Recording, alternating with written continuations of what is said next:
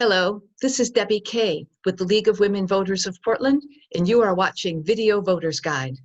We're here with MetroEast Community Media to talk with candidates running in the May 2020 primary election.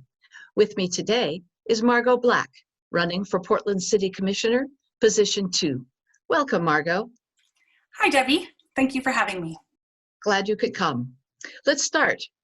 Tell us about yourself, please, and why you're running for this office, what unique characteristics you bring. So my name is Margot Black, and I am running for Portland City Council, seat number 2. I am a single mother of 3, and I became a mother when I was a 19-year-old single mother. I am a community organizer. I co-founded Portland Tenants United in 2015. I have a master's degree in math and a 15-year background teaching mathematics at the college level and doing administrative and managerial work in that role as well. I am a renter. As I said, I founded Portland Tenants United. I also am the primary architect of Portland's renter relocation assistance ordinance that passed in 2017. I serve on the Portland Rental Services Commission as a mayor-appointed commissioner.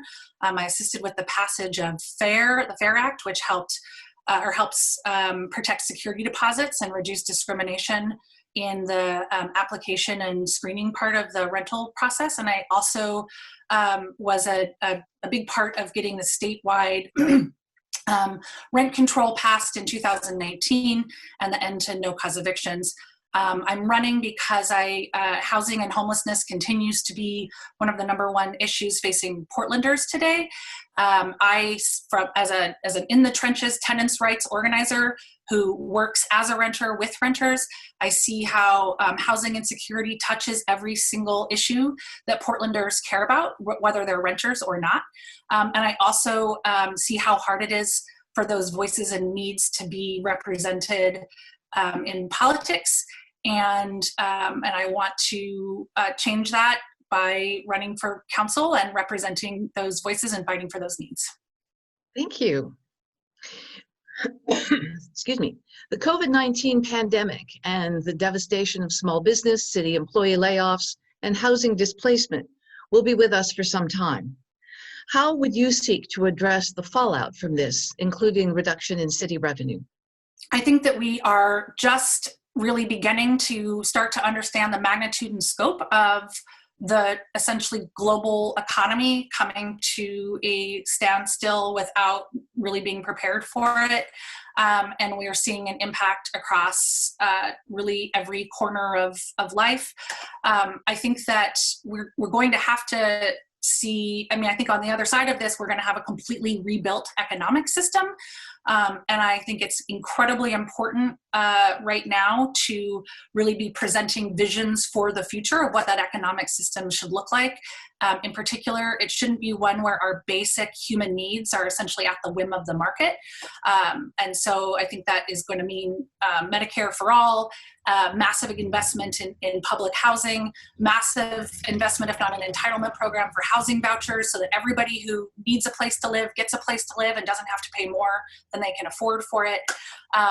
And in order to accomplish this, and obviously the enormous loss of revenue that is going to accompany the economic fallout, we're going to have to raise revenue through taxing the highest income earners and the wealthy in the way that FDR did after the Great Depression and with the New Deal in order to get us out.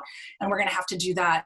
We're going to have to do that now. We're going to have to do it soon, as well as use any regulatory processes such as, say, lifting the ban on rent control or the city enacting its own version of rent control under emergency conditions, using its emergency declaration powers to commandeer hotels and other uses or other properties in order to just meet everybody's needs and get us stabilized through this storm while we start to present a vision for rebuilding. Thank you. If we maintain our current government structure, what city bureau would you want to oversee and why? The bureaus that I'm best suited for are those that have to do with how and where the city houses and shelters its residents. and how it gives Portlanders a voice in decisions that impact them. So that would be the Housing Bureau, Bureau of Development Services, Bureau of Planning and Sustainability, Office of Equity and Human Rights, and Office of Civic Life would be bureaus I'd be very eager to oversee. However, Portlanders are electing a Portland City Commissioner to represent their voices and fight for their needs across all issues and bureaus. They aren't filling out their ballots to choose who will manage the Water or Fire Bureau. So I want to take this time to say we really do need to change this dysfunctional form of city government during the charter review process next year. I'm absolutely committed to changing the way we elect our city commissioners and to installing a city manager who will run bureaus so that elected leaders can do the work that they were elected to do. Whatever bureaus I get, I will fight for the needs of working people and parents no matter what. Thank you.